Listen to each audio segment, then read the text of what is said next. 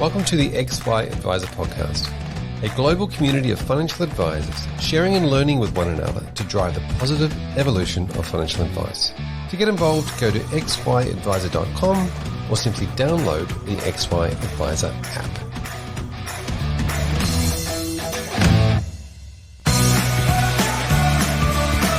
This episode is proudly sponsored by Integrity Life. If the last few years have taught us anything, it's that life is unpredictable, which is why you need to work with a partner that's flexible and loves to collaborate. One that will personalize the claims experience for your clients, one with a balanced approach to underwriting, and one with a competitive and sustainable pricing. Integrity, your partner for life. If you want to learn more about how Integrity is your partner for life, head to integritylife.com.au/XY.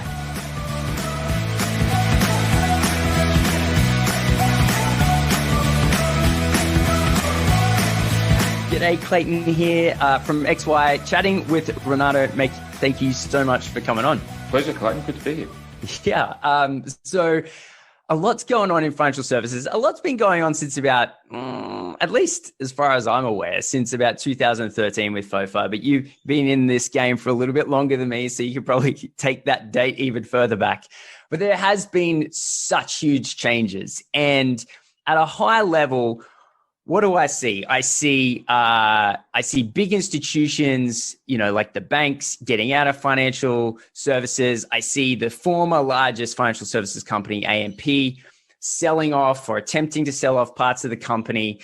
And then I see the other large company, which is the IOOF. I see taking almost zigging when everyone else is zagging. And that to me is, I think, a moment of optimism for the industry, because while everyone else is, running away, you guys seem to be taking a different path and a different approach. And if I sort of think about a bit of your background and the fact that you and your team are taking a very different approach, the chance to sort of sit down and ask why you and your team have a different view of financial advice compared to the other large institutions, I just thought that would be such an amazing conversational piece. So I guess first and foremost, can we start off with where you started in your career and what sort of dictates, the view that you have financial advice today? Yeah, look, it's a great question. It's a big question, and I'll try and do it justice in a reasonably succinct way. Look, I think my career's been a function of hopefully a bit of methodical planning and goal setting, but equally, a fair dose of luck and good fortune in being in the right place at the right time. I actually grew up in country Victoria, and growing up in the Latrobe Valley, which was just very industrial, lots of power stations,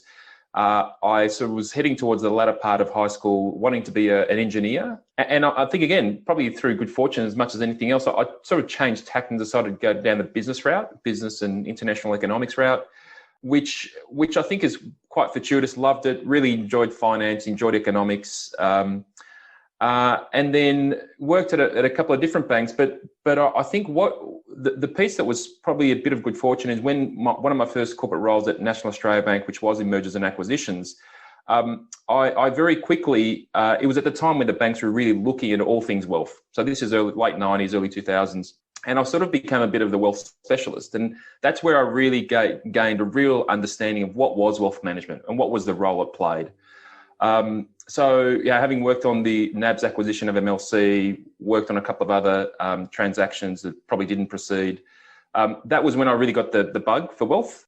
I then actually went off into investment banking just to expand my industry horizons, and worked in healthcare and general industrials and utilities, and frankly found that all pretty boring compared to wealth. Wealth, I came back to, was really dynamic. There was a lot going on, a lot of change.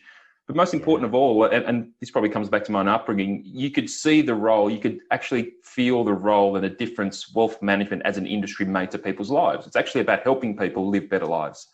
And that sort of connection stuck with me. And that led me to IOOF, which in 2003. And the rest is sort of history, as they say. And I've got to say that the one thing that drives me at IOOF and has been a key compass for me has been the purpose of the organisation. The fact that whilst some would rightly say that we've grown quite rapidly in the last 5 to 10 years, the organisation's been around for over 170 years. Yeah. And the genesis of it was actually a group of people in the community creating a society to support each other. So it was a mutual. It was people getting together to look out for each other and support each other in a time of need. And that purpose and that ethos is as important today as it was then. Yeah, and off the top of my head, the Inordinate Oddfellows. Independent Order of Oddfellows. That's it. I remember looking at that once and thinking, goodness gracious. And there was a couple of those, I guess you would say, fellowships. I know it in not Centennial, at Hyde Park here in Sydney, on one of the corners, there is a statue that was erected by one of these types of societies, like 150 years ago. And imagine those early founders 150, 160 years ago, looking at IOOF now, they'd be like completely blown away, right? It's that's a really cool story. The fact that you can link the historical purpose of the company back to your own upbringing. So you say you're from like a small town where community was quite strong, I'd imagine. Yeah, so I was as a semi-small town, so that was 25,000 people. So Okay. Traralgon, which was in the Latrobe Valley, but always we're a very close family. So certainly the family values was sort of was a big part of my life and still is today. So that I was fortunate to have parents who I think gave me some pretty good financial disciplines that still live with me today. And I think one of the challenges for our industry is that not everyone has that benefit or that luxury. And I think everyone deserves the right to have financial confidence and have confidence in their future. And I think the industry, that's a big part of what the industry should be delivering to society more generally. And I think there's a great opportunity for IOOF and for the industry as a whole to play a bigger part in that in supporting the community. That's a really good way of putting it. In fact, it's always interesting. And when you called it the bug for wealth, I thought that was a really interesting way of putting it, because it is such a peculiar interest. But when it does bite you, it sort of it keeps its fangs in. I think it's because it's this amazing combination of, I guess, financial and analytical, and then on the other side, completely emotional. And you can see the outcomes, as you mentioned earlier. And that sort of combination is very interesting. And it's not in a lot of different industries. So if I think about sort of going back to where IOOF considers it can play a role across the industry. So there's a lot of people that don't get advice, as we're both very aware of. I personally got into financial planning because I got the bug for wealth via accounting, and then into financial planning. And what's kind of led me into XY Advisor is I knew that I could impact, say, about 100 people, maybe 150 if I really wanted to be busy. And sort of I was, by about 3-4 years into my company, I was already at about that 40-50 person mark. And I was thinking, I can really only just double or maybe triple the impact that I can have. And what really appealed, and I felt like I'd done a lot of hard work. And I almost felt like I was not doing enough with all the hard work that I'd put in to get to where I was. And so I went, how can I leverage the information that I now know? And that kind of, in a weird way, continued down to where XY Advisor is today. But even with that, our community now is about 4,000 strong, and we're looking, internationally to grow it even further. But there is still, there's a natural cap. The way that IOOF and the way that I'm sort of looking at the plays that you guys are doing, that are public, it makes me think you're aiming not just for the 15% of people that are getting advice. You're kind of looking at the 85% and going, why not? Is that sort of accurate? Yeah, it is. I like your term, why not? And that's the question. Why don't those people deserve to have a proposition that helps them in a way that's affordable to them? Now, that help will look different and will be very different for someone it will be based on their age, their wealth, their life needs. So it needs to be customized. But I think we sometimes fall into the trap of talking about advice in a very narrow context. So we talk about advice as a holistic relationship that is full service. But there are other forms of assistance or help that people can benefit from that may not be a holistic, personalized financial advice relationship. It may be purely budgeting, it may be financial literacy, it may be coaching, but they are all forms of advice. And by advice, I use the generic sense of the word in helping people, assisting people make better decisions. I think we would benefit as an industry from broadening our interpretation of what advice is, and then leveraging technology to deliver that in more scalable and therefore more affordable ways for the benefit of everyone and benefit of society generally. Yes. How is that achievable? So advisors are so hamstrung with how things are set up. Now we've got, the ASIC paper that's just out, 332, I believe, off the top of my head, talking about scalability of advice and, how can we overcome these complaints? I think a lot needs to happen on that side. I think in order to achieve what, this why not 85% or having this true impact, which, by the way, I love, right? Because why does only 15% of people have access to this kind of thing? I mean, if there was a way to get personal training into the hands of everyone in Australia, or as many people that want it as possible, you'd be doing it. And funnily enough, I think I see Thor, what's his name? Chris Hemsworth. I think he's got like a workout app now, and it's flooding into the market, this sort of mass, personal training. And so the mass financial planning, I think, is, and in all the different versions of advice, as you mentioned, and I fully agree, we're trying our hardest to get it out there, but there is natural restraints at a rules and regulations level that I just don't know how it's achievable. So is there anything that you can share with us today that you see as a potential way for advisors, for IOOF, for whoever, to get out there and play a bigger impact in society? There is no silver bullet. I think there are different elements to the solution. One is regulation. However, I think technology is a very, very big part of the solution. I think one of the, let's call it the criticisms I'd have of the industry, and I'd include IOOF in this, is I think we've tried to solve for tomorrow's opportunity with yesterday's thinking. So we've taken I think we've used the thinking and the models that have brought us this far to try and solve for the opportunity of tomorrow. And I'm not sure that's going to do it. So for example, I think we've tried to go from a holistic advice model and try to scale that down. Mm-hmm. When in reality, maybe we should start with a blank sheet of paper and build something that's fit for purpose. The reality is that the industry, the advice industry over the past 10 or 15 years or more has had a very strong product orientation. So if you go to the origins of our financial planning industry, it probably originated largely out of life insurance and selling products. What we're saying very clearly, and I think this has certainly been the case since FSRA in the early 2000s, but certainly since FOFA, is that we need to divorce advice from product. So that is a very big shift, and I think our thinking needs to shift to ensure we capitalise on the opportunities that creates. Yeah.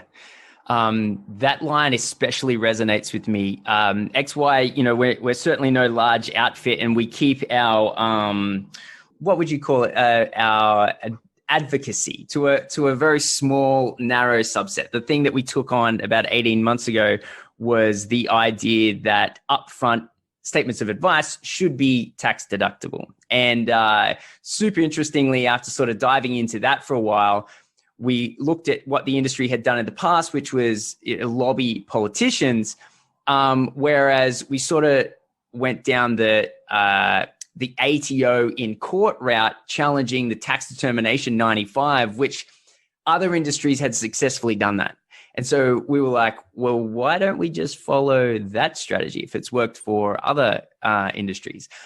If and when that is successful, obviously it's not 100% chance of being successful, and we'll pivot and go a different way if that doesn't work. But the other, or I guess I should say the second, because I only ever want to do one at a time, it takes way too long. The second one that I want to take on is this idea that financial advice within the legislation is understood to be an investment plan, and that products and advice are linked inextricably. And that definitely needs severing. So the way that you talk about it is sort of the way that I think about it as well. So if and when we sort of take that on, I'll probably come back around and email your assistant, see if we could organize something. But it's a great idea and it needs to get looked at. And I think that could potentially be in the road. However, again, I sort of look at what IOOF is doing, and you guys have been on a absolute growth, trajectory, which is phenomenal. I think it sends a really positive message to the market, and it sort of sends the same message as I'm looking at in terms of the way that America and the international landscape views financial advice and financial services. And so in the Australian side, we're a little bit apprehensive, and, a lot of big moves in the market are getting out of advice. But then I hear and see so much sort of this public, external, money coming in, and these big plays happening. So I guess the question isn't what do you know that we don't know, but can you sort of let us in on, how you see advice in maybe in the next 5 years? That might be a good way to frame it. I think there are some trends that are not specific to advice that are definitely playing to the what I call the strategic advantage of advice. And by that I mean, if you look at since the Industrial Revolution, I think in the last 100 or so years, we've seen economies go from making products. So if you go back to the sort of 40s and 50s and 60s, we used to make stuff. Then we moved into the 80s and 90s. It was a sales-oriented economy. We sold stuff. In wealth management, we sold products. We sold life insurance policies. We sold superannuation. Where we're heading now, and I think we've seen this in other industries, whether it's media or other more retail, we now create client experiences and create client outcomes, i.e., it's about taking capability but creating a curated experience for clients. In wealth management, I think we call that advice. It starts with understanding your client. IOOF's purpose, which we've reviewed over the last 4 or 5 years, actually starts with understand me. Before we do anything, we need to understand our clients. Understand me, look after me, secure my future.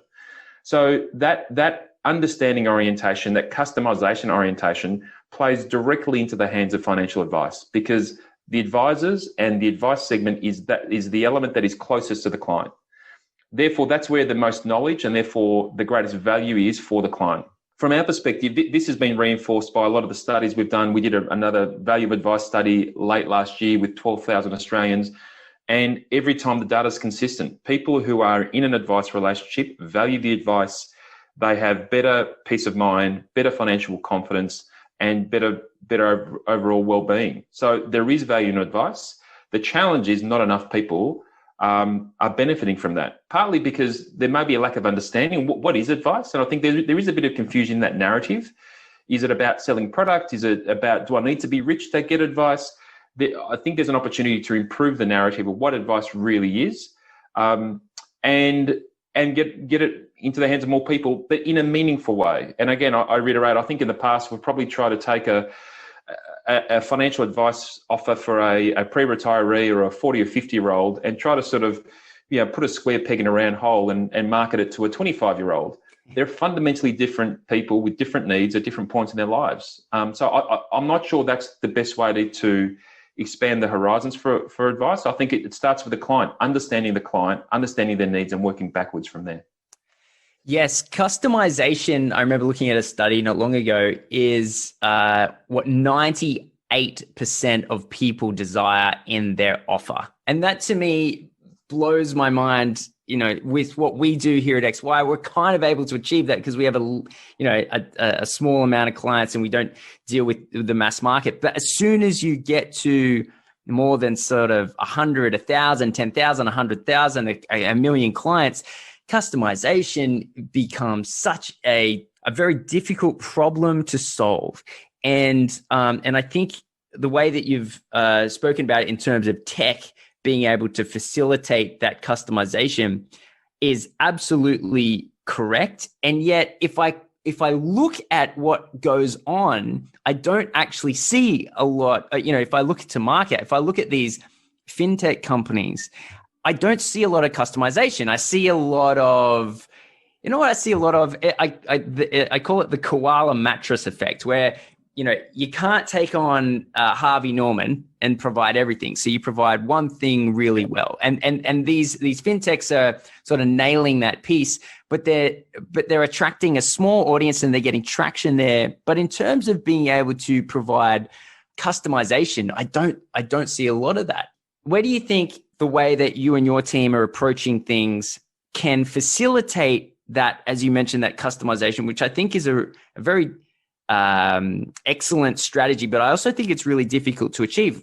Where do you think, in terms of the tech and in terms of the strategy, like how do you think that IOOF will solve that better than, I guess, other companies who have tried to do in the past?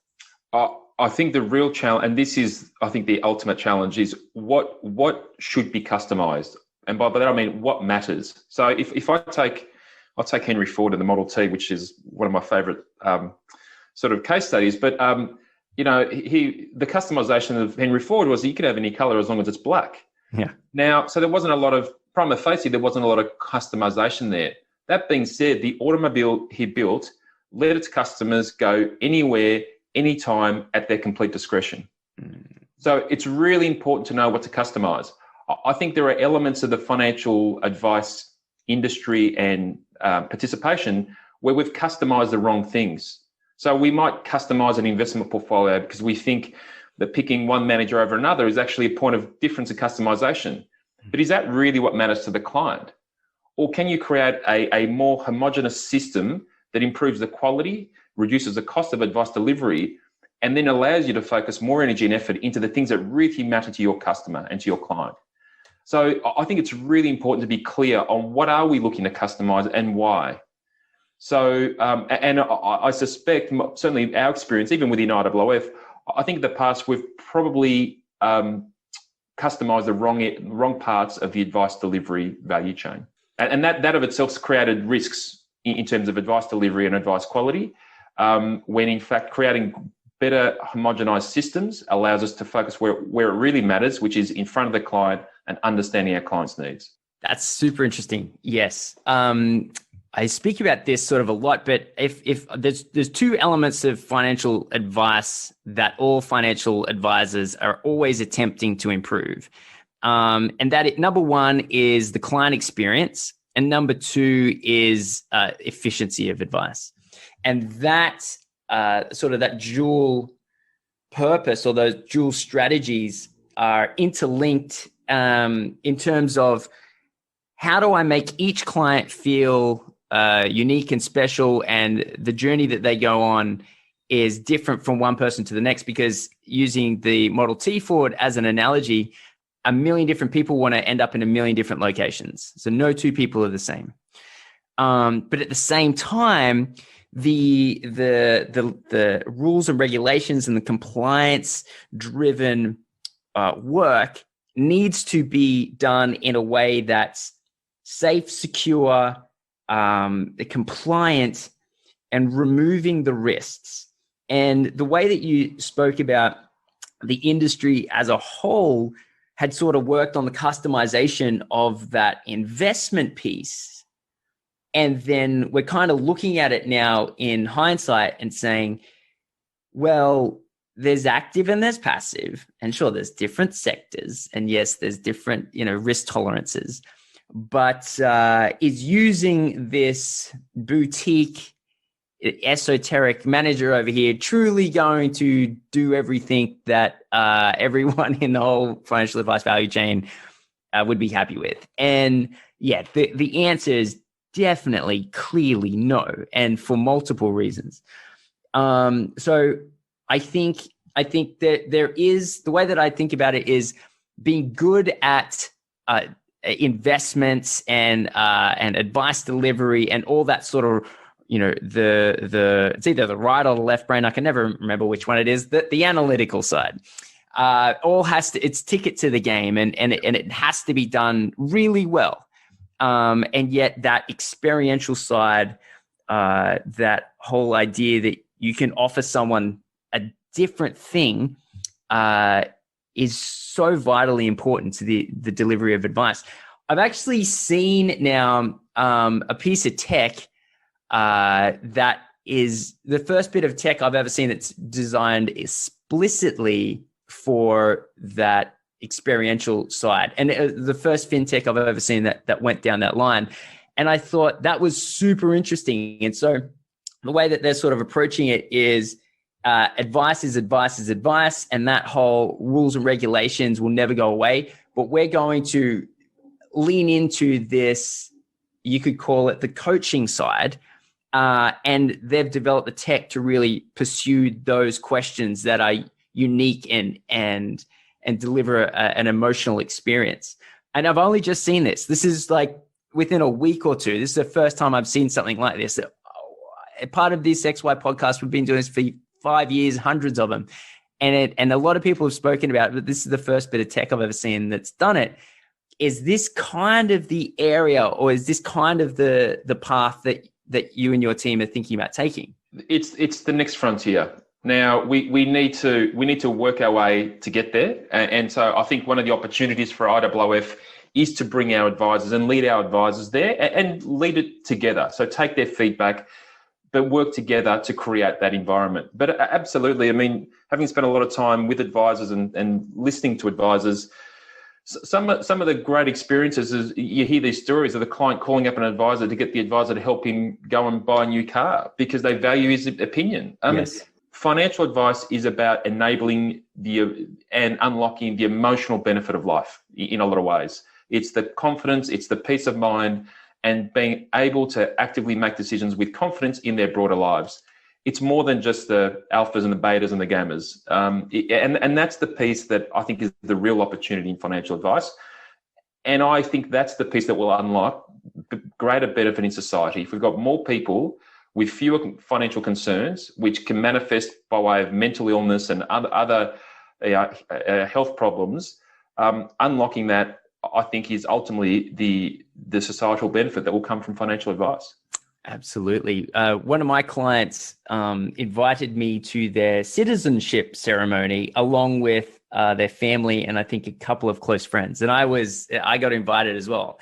And there's not a file, like how do you write a file note about that? You know, like how do you stick that in an SOA? And I the concept that we're talking, that you're like the head of such a large financial services company, talking the way that you're talking, and then referring to the concept that of the next frontier, and then, you know, piecing that together with the scalability idea. I'm kind of picturing what your C-suite conversations are. Like that is it's a truly unique concept. You know, if I think about it, I was with Hill Ross with AMP. The way that they kind of tried to solve it was, I guess, and I'm not putting words in your mouth, but the way that you explained it earlier with old thinking, new ways, it was always kind of, I was thinking the stuff that you're trying to achieve has already been achieved by advisors. And now the language you're using is different. It's very different. And it explains to me why IOOF are so bullish on advice. And to me, like, this is one of to advisors at least, it's great to hear this story that the momentum is in the way of advice to more people. And the way that you explained it before with the advisor being the closest to the client, I think is an extremely smart way to go about it. One of the things, whenever I see a fintech pop up and their whole idea is to, hey, you don't need an advisor, I just go, it's the classic mistake. Like, and then it's always, 24 months later, oh, actually, now we're working with advisors, right? And I think if you and your team approaching this with the advisor, and then how to get an advisor in front of more and more people, I think that is a great premise, and I'm excited to see what happens. Yeah, well, we both are. No, we're very, very excited. And these, that one of the things, again, we talk about is we do take a short and long-term perspective on our business. And we're conscious that, as I said, the organisation's been around 170 years. And you made reference to there being a lot more friendly societies in the past than they are today. There's probably a handful today. One of the things we're very conscious of is the reason that IOOF has been able to prosper is because we've faced into change. We've challenged ourselves to change and to adapt. And there are many others that didn't adapt, and they failed to be relevant, continue to be relevant to the changing society and communities. We're hell bent on making sure we continue to be relevant, and that means we need to challenge ourselves into a world that will be consumer driven. The consumer will have the power. The consumer will elect who to engage with and why. And as we discussed earlier, I think a lot of that will be based on customizations and us being relevant to them. Because access to different solutions is being democratized, the cost of engaging, the cost of client acquisition is dropping. So I think we need to make sure that our business model is relevant to a changing world. Absolutely.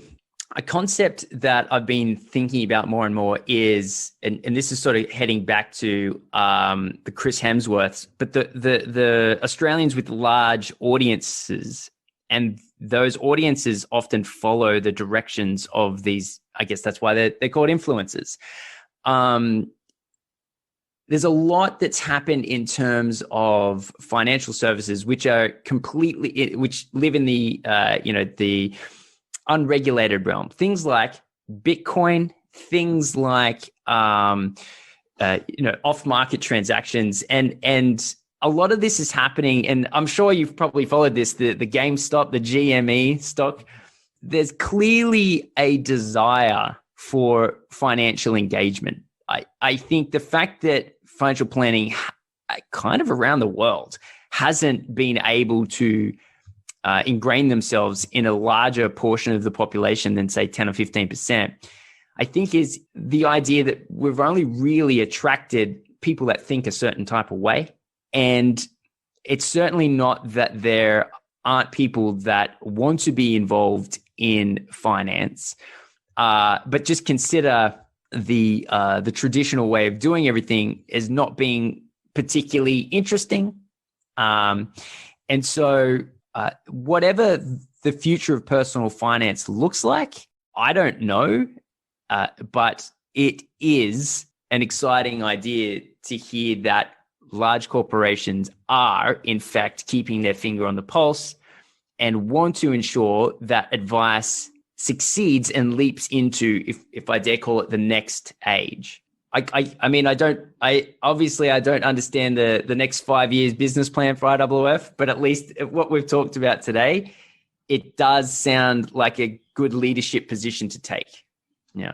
Yeah, look, I think, to the question of the next 5 years, I'll break that down to a couple of different horizons. One is the next couple of years, which is about removing the legacy of the past model and recreating or setting a new foundation for the future. So much of what we're doing in Advice and Advice 2.0, removing the subsidies, making that business economically viable, investing in technology, is really around baselining for the future and really letting go of the past. It served us well to a point, but I think, if you keep on hanging on to that, it will actually be a millstone around your neck. So we are looking to create a new foundation that is going to set up for the new set of expectations. And then beyond that, it is about really growing. It's growing the number of advisors we serve. It's growing the number of clients those advisors serve, and be that through financial advice and our advice licensees, or be it engaging with superannuation clients in a far more meaningful way. There's a conversation that's more than just about investment returns, that's actually more oriented towards their life needs and their own personal circumstances. Absolutely. One of the things I've always considered, especially from an advice point of view, is that the documentation that clients receive from their product providers could be substantially more interesting. So for example, ESG is such a big trend, right?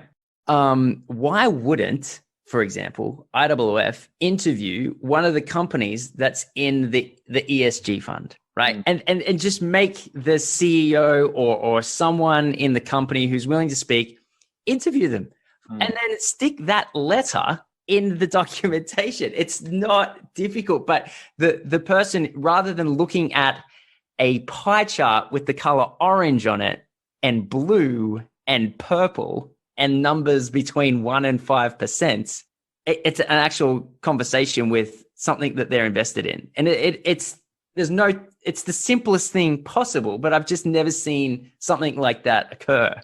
Yeah, look, I think we've got a long way to go to in terms of communication, particularly here in Australia. I think if you look at other geographies, and the US is one that stands out to me, where I think they have far more innovative and effective ways to communicate. I think there's a lot more we can do here. For example, why is an SOA a 50 to 80 page document and not a video, not a 4-minute video or 10-minute video if necessary? But I think there's an opportunity to embrace new technologies. One of the benefits of having gone through 2020 and the pandemic is I'm sure that the use of Zooms for reviews, for new client appointments, for fact finds has gone through the roof. That's a real positive. Yes. So how do we continue to build on that?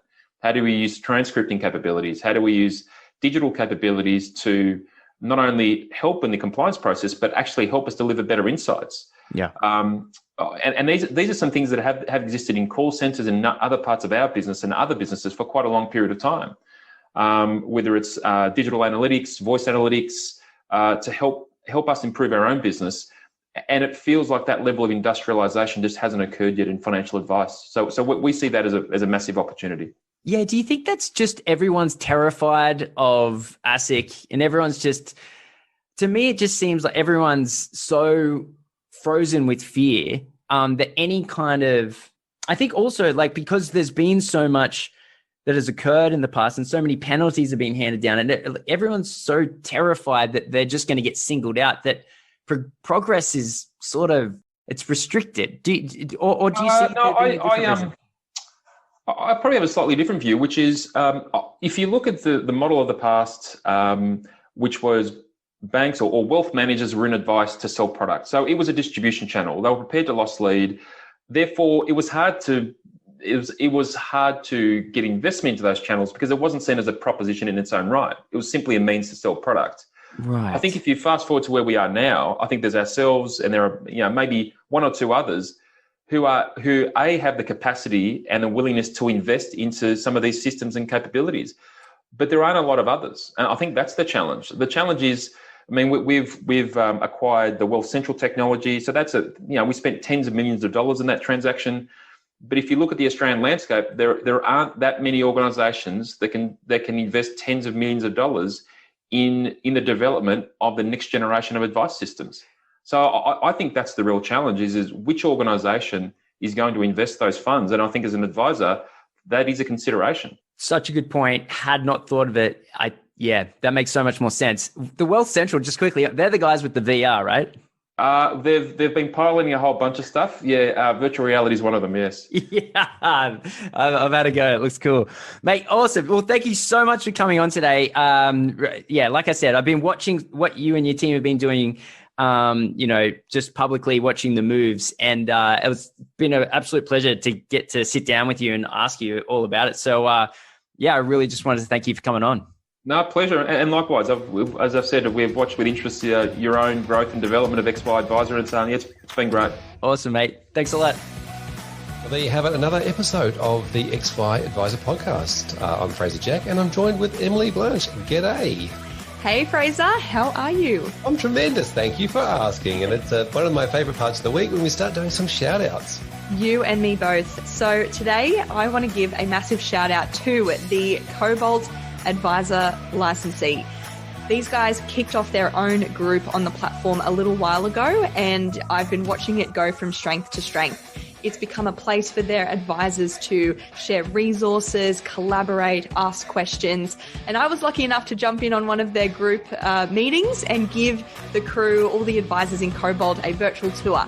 So I was able to walk their new members through their group, how to get the most out of it, but also how to use the wider platform as well, because there are so many resources and things and value and discussions to take that they can make use of. So it was an awesome session, a lot of fun, and to see a modern forward-thinking licensee doing something like this is it's what XY is all about. So there you go. Big shout out to the Cobalt licensee group. Wow, well done for using the platform the way it's meant to be used. Essentially, the XY platform is designed to be able to set up these sorts of things and groups and courses and different things. So if you're jump on the XY app, you can jump into the section, have a look at the different groups, and you can join those groups.